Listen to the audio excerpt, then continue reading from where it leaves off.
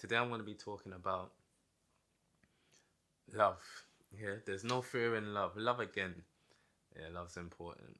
So, boom. There's no fear in love. Yeah, there's no fear in love. Perfect love casts out fear. Yeah, because fear involves punishment. Do you understand? So, first things first.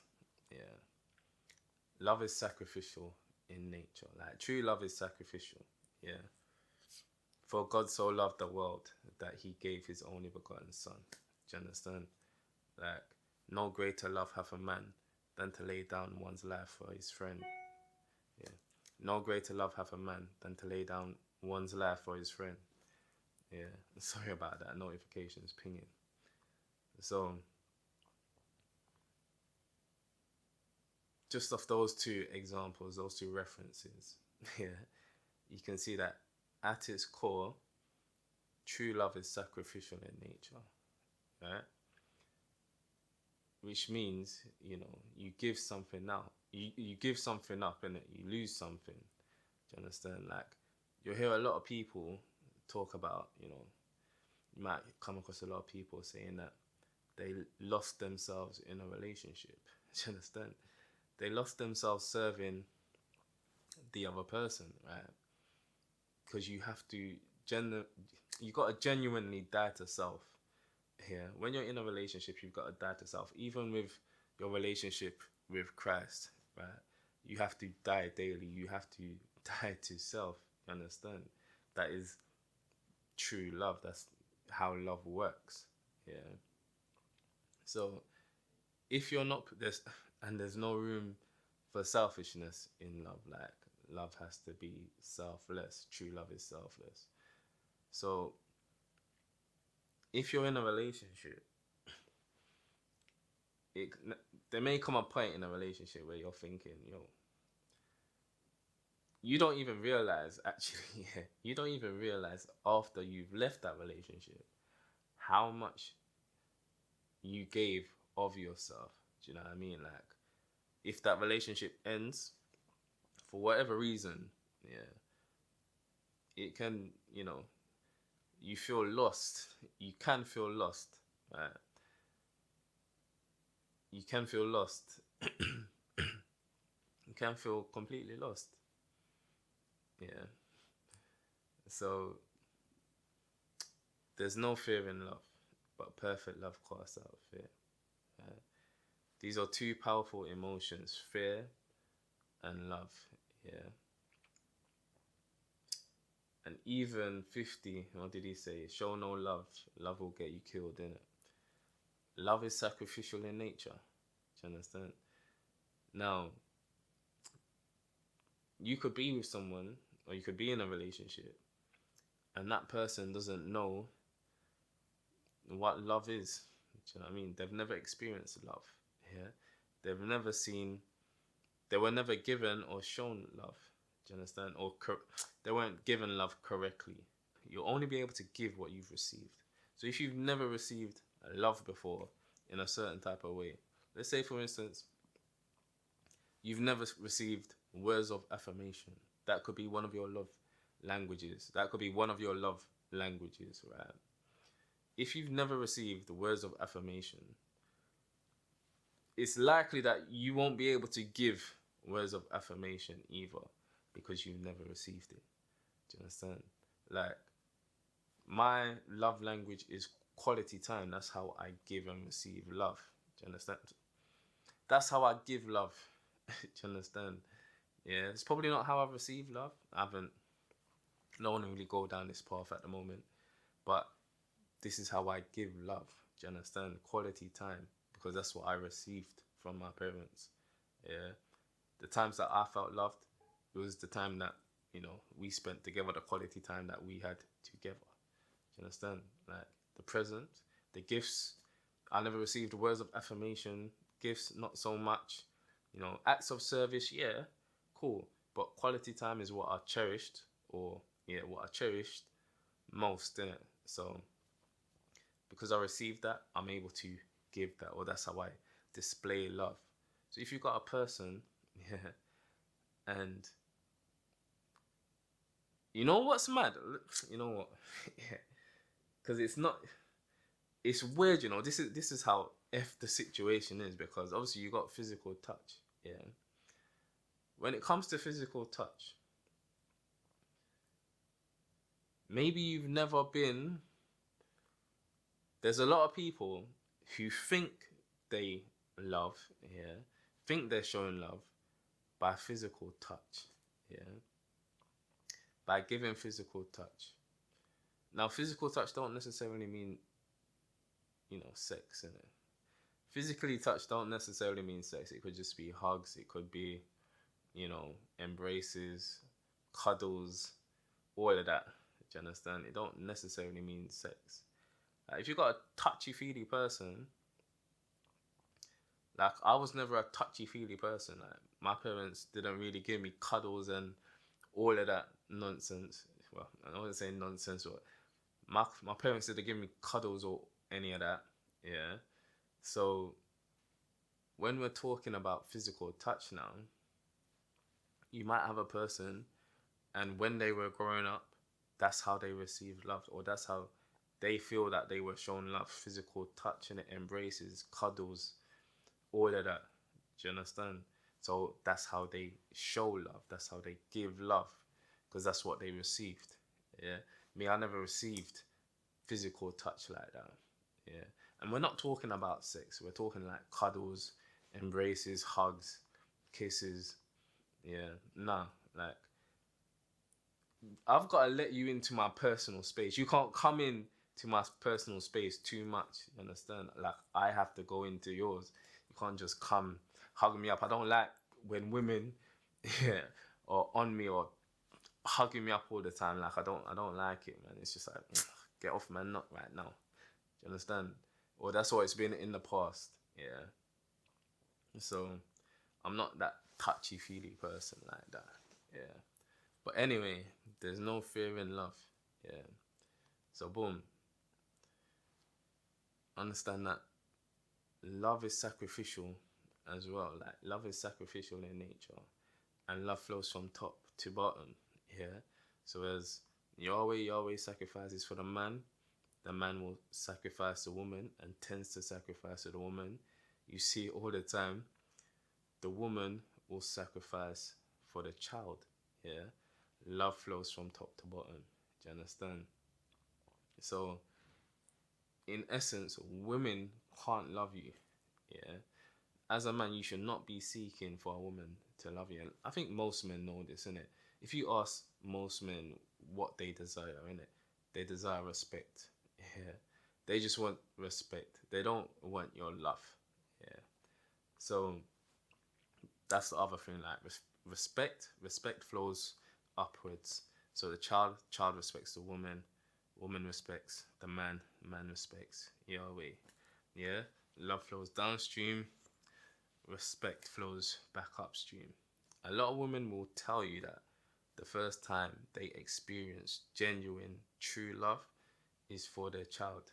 Yeah, they're willing to do anything and give up anything, yeah, for their child. Yeah. When was the last time that woman done that for you? That wasn't your mum. Yeah. It's just not happening. Do you understand? That's one thing that I've learned. So at its core, love is sacrificial in nature. So let's say, for instance, this is why the father is so important. So say, for instance, you have a woman here, or you're with a girl, but she never received love from her father because her father wasn't there. So she never saw all the sacrifices that her father made for her. Yeah.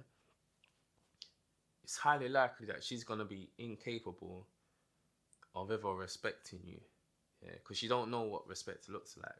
She was, her father didn't sacrifice anything, or her father wasn't around for her to be able to respect him. And probably all the women that, sorry, all the men that her mother brought home or whatever, yeah, if she hasn't seen that relationship within the household when she was growing up, it's very unlikely that this woman will ever respect you. Do you understand? Like And this all stems from childhood. Like, it messes up the whole system from there. Do you know what I mean? This is why it's important that fathers are in the home. Yeah, it's important that, households have the mother and the father. And the father's probably more critically important than the mother. Do you understand? Because everything flows from the father. Has to. Yeah, that's just the way it is. That's not being a misogynist or anything like that. Women are important. They have their place in it. But fathers are the most important. Like, they're critical. Fathers are the root. Fathers are the foundation. So if you got a woman now, yeah, and she's got issues, like she's got abandonment issues, or she's got trust issues, for instance, yeah, nothing you do, no amount of love that you show her here will remove that fear from her, regardless of what she says in it. Yeah, you can't show her enough love for her to be healed. You cannot heal her. Your love can't heal her at all. Like, you can say, I've tried it in the past, innit? It's not worked. Yeah. And you'll get frustrated at the time, because you're like, what more do you want from me? Do you know what I mean? Like, what more do you want me to do? Like, what more do you want me to show you? Do you understand? Like, you either believe me or you not, or you don't, innit? And if you've got trust issues, you really need to sort that out. You need to let her figure it out on her own, innit? You've got to let her figure it out on her own. Yeah. And she needs to build a relation. If she can't correct things with her father, then, she needs to take it to God. She needs to take it to Yahweh. Yahweh's the father of us all, isn't it? If she has a relationship with Yahweh, then that will make up. Well, I wouldn't say it would make up, because it's pretty much important anyway. It's fundamental that you have a relationship with Yahweh. In my opinion, in my eyes. I wouldn't even say in my opinion, this is just truth. Yeah, so ban that. It's fundamental that you have a relationship with Yahweh, right? So if she's got trust issues, if she's got abandonment issues, yeah, you don't want to deal with this type of woman. No matter how much, yeah, you like this person, it's not gonna work. Yeah, she needs to sort out those issues for herself. You understand? She needs to learn. She needs to learn what love really is, isn't it? She needs to experience. Obviously, she can't experience that love from her father. She didn't experience that during childhood. She needs to build a relationship with Yahweh. Yeah, she needs to build a relationship with God and experience that love. Yeah, because that's true love. So when she understands that and knows what love is, and is able to be obedient and respectful of Yahweh, yeah, it's more likely that you'll be in a successful relationship, or she's capable of being in a long-term or successful relationship. Do you understand? But if she ain't doing that, then just leave her alone, in it. There's no fear in love. Do you understand? And I figured this out now when I was going through my situation in 2021, and it was a case where, boom, I understand that Yahweh loves me, in it. Like, I've read the word, I understand his promises, I understand that, I know that he is not a man that he should lie. Yeah. So if I can trust in him, then what's the issue? What's the cause? Do you understand? And ultimately, the cause is fear in me. Yeah. It's in me. Now, I wouldn't say, actually I would, yeah. I'm what you would call a perfectionist. Yeah. So I have an intense fear of failure. I don't want to fail at anything. Do you understand? Like, I didn't want to be one of those ones like that just start and don't finish in it. Like, you hear of them people in church, in it, the backsliders, in it, the ones that fell away. I never wanted to do that at all. you understand? And I think obviously I'd done it once because I got, I went down in the water years ago, and I fell away. Like I fell away, so I said next time I do it, I'm not falling away. Do you understand? So I've kind of like delayed it. Yeah, been going back and forth, and I've been pushing it back until I thought I was ready, until I thought my situation was right, and I've accomplished and achieved everything that I wanted to do, and then, I'll be ready and capable of, you know, answering the call and doing what, you know, Yahweh wants me to do, in it, fulfilling my purpose or the plan that He has for me on this earth. Yeah. So the fear was in me, the intense fear of failure. And that could be another thing. Like, you could be with a person now, and they may have a fear of failure. Like, the two of you, especially in relationships where you're unequally yoked. Yeah. Let's say, for instance, you're, I don't even want to say on another level. Let's just say, for instance, your values, you hold yourself to a higher moral or ethical standard, yeah, than another person. Or let's say, for instance, you're more disciplined than this other person. You've got a structured routine, like you're disciplined as F. Yeah. This person's not disciplined like that at all, right? No. That person could have an intense fear of failure because they can't meet your standards. They can't meet, you know, they can't meet your requirements in that area, right? And that will cause them to experience negative emotions. Nobody wants to feel negative emotions like that. Yeah. So it's easier for them, instead of being you, it's easier for them, instead of changing, yeah, and trying to reach that standard or that bar that you set, yeah, or that level of discipline that you're capable of doing. It's easier for them to be with someone who's on their level or even below their level, so they don't have to feel that level. They don't have to feel that negative emotion. They don't have to feel, let's say, unworthy or lack of failure. Do you understand? Fear of failure. Do you know what I'm saying? So you could very, very well much be in a situation like this is a thing. Like, people will say, you know, you'll hear a lot of women say they don't want nice guys. Do you know what I mean? Yeah. You'll hear a lot of people, you'll hear a lot of women say that they don't want nice guys, right? And there's different types of nice guys. So like, what constitutes a nice guy? I don't want to get into that in this video today. But let's say, for instance, now that, you know, you're too perfect. Yeah. Let's say that. Let's go with that, innit? You'll hear women say, you know what? This guy's just too perfect for me. Yeah? The too perfect guy, Mr. Perfect, Mr. Right. Yeah? Why doesn't it work out with Mr. Right? Yeah? Mr. Perfect. Fear of failure, innit?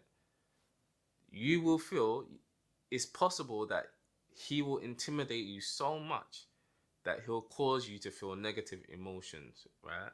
He'll cause you to feel like you're unworthy. Well, he won't cause you to feel like that, but you will feel that. Like, he can't cause you to feel anything. You're in charge of your own emotions and your own feelings. But that's basically it, innit? A fear of failure. Like, you'll hear men in it say this woman is perfect, like, but men will continue to just go out here and do a madness, innit? And it's happened to me in the past. Like, boom, I've had a girl now, and I would say she was perfect. Do you understand? Like, I can't fault her, or couldn't fault her at the time for anything, yeah. And it was a case where, boom, like,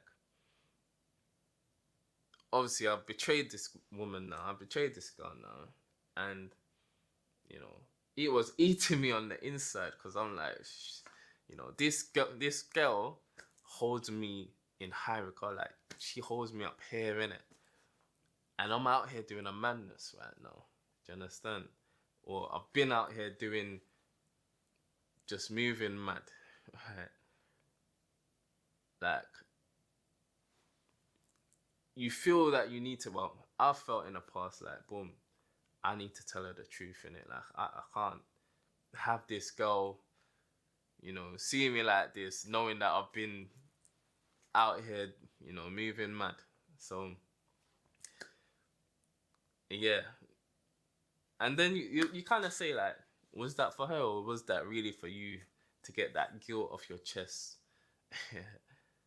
And it's a bit of both. It's a bit of both, but it's more so that I want to be with someone. I hold up my hands. I admit it. It was for her. It was for her. It definitely was for her. Nah, because I remember at the time I was like, look, yeah, I want you to be able to make a conscious decision, innit? Yeah. Such and such happened. Yeah. And I apologize for it, innit? I apologize for doing that. Like it was a mistake, innit? I didn't mean to do it. It won't happen again. Yeah. But I don't want you to have this false perception of me. Do you know what I mean? Like, I don't want you to have that. Yeah. Now I could easily have not said anything. I could have easily not said anything. And she would have probably preferred that I didn't say anything at all. Yeah. But just as me, I couldn't do that. Yeah. I couldn't live with that, knowing that, you know, she thinks this or she has this opinion of me. Yeah. Which is false. And that's one thing about me, innit? Like, I'm very much for the truth, innit? Like, I would want to know the truth at all costs. And if I was in that situation, if it was in the reverse, I would want to know in it so I could make a conscious decision. Yeah. Obviously, I broke this girl's heart, and this girl was distraught, and you know, it was just on and off from there, innit? But you've got to admire the level of respect, innit? I think that's one thing that she said, innit? Like, even though she fucking hates me right now, or she hated me at the time, didn't want to see me, disgusted with me and all that, like, you know, she's grateful that I did tell her the truth, because then I gave her the options, innit? So, but yeah, there's no fear in love, innit? There's no fear in love. Perfect love casts out fear, because fear involves punishment, yeah? And that punishment normally is negative emotions. It's that feeling of unworthiness. It's that fear. It's that fear of failure that you don't want to experience. No one wants to experience negative emotions. Like no one does well with suffering. Yeah, they want to avoid suffering at all costs. Do you understand? But true love is sacrificial in nature. Do you understand? You will lose yourself. You do have to die to self. Do you understand? Yeah, you die to self for that person. Yeah, for your other half. You die to self for Christ. You understand what I'm saying? So if you're not willing or if you're not able to make that sacrifice, you don't love that person. Do you understand what I'm saying? Like love is not selfish, or love does not seek one's own best, but it seeks the best of the other person. Yeah. So that's another thing. Like, make sure you're sacrificing for the right person. Do you know what I mean? You don't want to be sacrificing for a toxic person. Do you know what I mean? You don't want to be sacrificing for a corpse. You don't want to be sacrificing for a dead person. You want to be sacrificing, hopefully, with someone who's in alignment with your values, who's alive, and, has a relationship with God, has a relationship with Yahweh, like a healthy one. Do you know what I mean? Like a good one. So, yeah. There's no fear in love. Perfect love casts out fear, because fear involves punishment. If you come across a woman or even a man and they have issues, like they have trust issues, they've got abandonment issues, they're a perfectionist, or they've got an intense fear of failure, yeah, then, you know, no matter how much love you'll give, it's highly likely that relationship will fail. Do you understand? Like they've got to sort out those issues by themselves. It's the only way. It's the only way possible for that person. Um, it's only it's the only way possible for that relationship to work. In it, they've got to sort out their issues first. Like nothing you can do, nothing you can say will enable them to trust you because it's deep rooted in it. And if it's trust issues, you know, one mess up because she's gonna be waiting for you to mess up, yeah, and she's gonna be challenging you and testing you unnecessarily. You know what I mean? Like she will sabotage the relationship, or he will sabotage the relationship. Do you know what I mean? So yeah, they need to sort out their issues on their own and for themselves, innit? Like, and then maybe, possibly, they'll have a chance. Do you know what I mean? But yeah, Bell, early one for today. See, I haven't eaten yet. I'm about to go eat something and then go, check on my daughter. So, boom. Check on Little Miss. Yeah? Bell.